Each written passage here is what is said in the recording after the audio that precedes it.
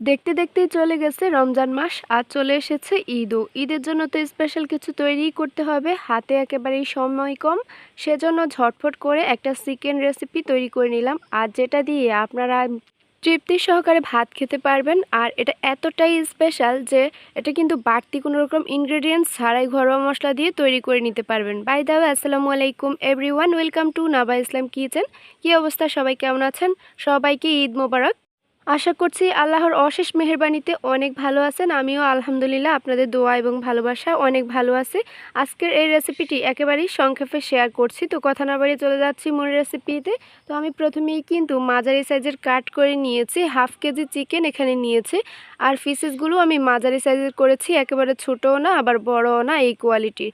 এরপর চলে এসেছি কিচেনে, আমি একটা কড়াই বসিয়ে দিয়েছি, আর কড়াইতে আমি এখানে পানি অ্যাড করেছি 1.5 কাপ পরিমাণ, এবং চিকেনগুলোর মাঝখানে আমি এক ফালি লেবুর রস ছোটো করে কেটে দিয়েছি যাতে ব্যাড স্মেল চলে যায়। তো চিকেনটা বলক আসতে আসতে এদিকে আমি একটা স্পেশাল মশলা তৈরি করে নিয়েছি। তো আমি এখানে বড় সাইজের একটি পেঁয়াজ মোটা মোটা করে কেটে নিয়েছি, আর এখানে কতগুলো কাঁচা মরিচ নিয়েছি একটু স্পাইসি করব সেই জন্য। তো এগুলো আমি একটু আদা ছেঁচা করে নিচ্ছি। আর দেখতেই পাচ্ছেন আমার কিন্তু চিকেনটা হয়ে গিয়েছে, জাস্ট আমি 2 থেকে 3টি বলক তুলে নিয়েছিলাম। এখন আমি এটা ছেঁকে নিচ্ছি, আর পানিটা আমার কোনো রকম প্রয়োজন নেই, সেটা আমি ফেলে দিব। দেখতেই পাচ্ছেন অনেক দিন চিকেন কিন্তু ফ্রোজেন করে রাখলে এরকম একটা ব্যাড স্মেল আসে, সেজন্য আমি এই কাজটি করেছি। আর এই স্টকগুলো দেখতে পাচ্ছেন এগুলো আমি ফেলে দিব। তো আমি চিকেনটা এখন ম্যারিনেট করে নিচ্ছি। আমি একটা ফ্রাই প্যান নিয়েছি, আর ফ্রাই প্যানেই কিন্তু রান্নাটা করব। সেখানে আমি মাংসগুলো ট্রান্সফার করে নিয়েছি। এখন 1 কাপের মতো পেঁয়াজ কুচি অ্যাড করেছি। এই রান্নাতে কিন্তু পেঁয়াজের পরিমাণটা একটু বেশি লাগবে। এখন কিছু পেস্ট মশলা ব্যবহার করছি, 1.5 টেবিল চামচ পরিমাণ আদার পেস্ট, 1.5 টেবিল চামচ পরিমাণ রসুনের পেস্ট এবং 1 টেবিল চামচ পরিমাণ জিরার পেস্ট অ্যাড করে দিচ্ছি। আদা এবং রসুনের তুলনায় কিন্তু জিরার পেস্ট হাফ টেবিল চামচ পরিমাণ কমই অ্যাড করতে হবে। আর এখন আমি যে স্পেশাল মশলাটা আদা ছেঁচা করে রেখেছিলাম সেটা অ্যাড করে দিয়েছি।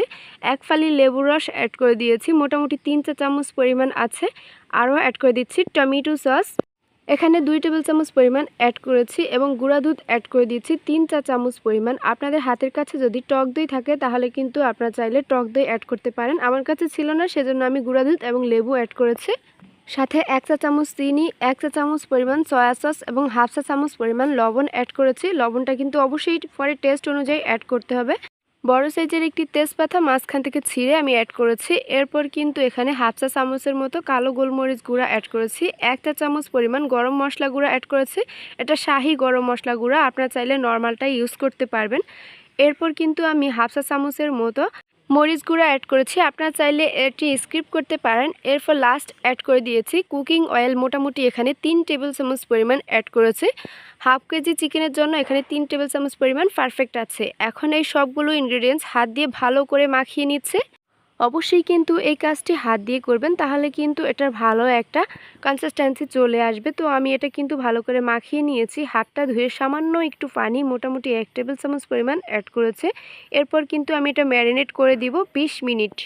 আপনাদের হাতে সময় থাকলে কিন্তু আপনার 25 থেকে 30 মিনিট এটা ম্যারিনেট করে নিতে পারেন। ফিরে আসলাম প্রায় 20 মিনিট পর, দেখতেই পাচ্ছেন এটা পারফেক্টলি ম্যারিনেট হয়ে গিয়েছে, আর তেলটা কিন্তু উপরে উঠে এসেছে। এখন কিন্তু আমি এটা চুলায় বসিয়ে দিব। এই চিকেনটা যত বেশি ম্যারিনেট করবেন মশলাটা তত বেশি মাংসের সাথে সেট হয়ে যাবে, আর এটা খেতেও অনেক বেশি মজা হবে। তো দেখতেই পাচ্ছেন আমি ফাইনালি চুলাটা অন করে দিয়েছি, আর এটা আমি এভাবে নেড়েচেড়ে 3 থেকে 4 মিনিটের মতো রান্না করে নিয়েছি। অনেকটা পানি উঠে এসেছে। এখন কিন্তু আমি ঢেকে রান্না করে নিচ্ছি 5 থেকে 7 মিনিট। তো প্রায় আমি 5 মিনিট পর ফিরে আসলাম। দেখতেই পাচ্ছেন আমি কিন্তু মাঝখানে অফ ক্যামেরায় কয়েকবার নেড়েচেড়ে দিয়েছিলাম। অবশ্যই এই কাজটি মোস্ট ইম্পর্টেন্ট, নয়তো কিন্তু মশলাটা পাতিলের তলায় লেগে যাওয়ার সম্ভাবনা থাকতে পারে। খেয়াল করেছেন নিশ্চয়ই আমি কিন্তু এখানে এক্সেস কোনো রকম পানি অ্যাড করিনি। এই মাংস থেকে যে পানিটুকু উঠে এসেছে সেটা দিয়েই কিন্তু আমি এখন কষিয়ে রান্না করে নিচ্ছি, আর এর জন্য এটা এত বেশি মজা হয়। তো আবারও ঢেকে রান্না করে নিচ্ছি 3 থেকে 4 মিনিট। মাঝখানে কিন্তু অবশ্যই এটা নেড়েচেড়ে দিতে হবে।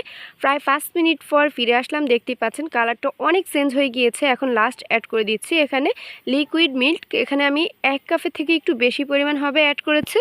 আপনাদের হাতের কাছে লিকুইড মিল্ক না থাকলে আপনারা চাইলে গুঁড়া দুধটা এখানে পানি দিয়ে অ্যাড করে দিতে পারেন। তো সেই ক্ষেত্রে কিন্তু টেস্ট কোনো রকম হেরফের হবে না। এবার আমি নেড়েচেড়ে মিক্স করে ঢেকে রান্না করে নিচ্ছি আরও 7 থেকে 8 মিনিট। আর এরই মাঝে কিন্তু চিকেনটা একেবারেই পারফেক্টলি কুক হয়ে গিয়েছে, দেখতেই পাচ্ছেন। তো লাস্ট মোমেন্টে অ্যাড করে দিচ্ছি টালা জিরা এবং ধনিয়ার গুঁড়া হাফ চা চামচের মতো। আর এটা কিন্তু অনেক ফ্লেভারফুল হবে লাস্ট মোমেন্টে এটি অ্যাড করলে। আর দেখতেই পাচ্ছেন একদম মাখা মাখা একটি ভাব চলে এসেছে। তো আমার রান্নাটি কিন্তু মোটামুটি 90% কাজ কমপ্লিট হয়ে গিয়েছে। এখন আমি চুলা থেকে নামিয়ে নিব। তার আগে 2 থেকে 3টি বলক তুলে নিয়েছি জাস্ট ফ্লেভারের জন্য, যে আমি মশলাটা অ্যাড করেছিলাম লাস্ট, সেটা যেন সব কিছুর সাথে ভালোভাবে সেট হয় সেই জন্য। তো ফাইনালি কিন্তু আমি এটা তুলে নিয়েছি চুলা থেকে। তো দেখতেই পাচ্ছেন উপরের লেয়ারটা কত সুন্দরভাবে সেট হয়ে গিয়েছে। এখন একটু পরিবেশন করে আপনাদের সাথে শেয়ার করছি এই চিকেনটি কতটা পারফেক্ট হয়েছে। শুধুমাত্র ঘরোয়া মশলা দিয়েই কিন্তু আপনারা এটি তৈরি করে ফেলতে পারেন, বাড়তি কোনো মশলার ঝামেলা ছাড়া। এই চিকেনটি কিন্তু আপনারা যে কোনো কিছুর সাথে সার্ভ করতে পারবেন। আর ঈদ স্পেশাল এই চিকেনটি কেমন লেগেছে অবশ্যই কিন্তু আমাকে কমেন্ট করে জানাবেন। দেখতেই পাচ্ছেন কতটা পারফেক্টলি কুক হয়েছে, আর এটা টেস্ট নিয়ে কোনো রকম কম্প্রোমাইজ হবে না। আজকের ভিডিওটি কেমন লেগেছে অবশ্যই কমেন্ট করে জানাবেন। ভালো লাগলে একটি শেয়ার করে দিবেন। আজকের মতো এখানেই বিদায় নিচ্ছি। আল্লাহ হাফেজ, আসসালামু আলাইকুম।